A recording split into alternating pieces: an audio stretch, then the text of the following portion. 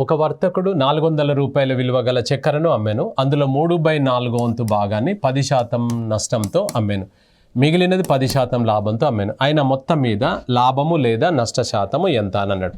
So ఇప్పుడు ఇంతకుముందు 2/3 అన్నప్పుడు 3 భాగాలలో 2 నింపావు కదా. ఇక్కడ 3/4 అన్నాడు కదా. 3/4 అన్నప్పుడు 3/4 అంటే ఎలా రాస్తాం మనం ఒకసారి చూస్తే, మొత్తం 4 బాక్సులు గీసి 1 2 3 4 బాక్సులు గీసి అందులో 3 బాక్సులు అనమాట. సో ఇది 3/4 అంటే ఇలా రాస్తాం మనం. 3/4 అంటే మనం ఇలా రాసుకుంటాం. 3/4 అంటే 4 బాక్సులలో 3 బాక్సులు ఫిల్ చేస్తాం.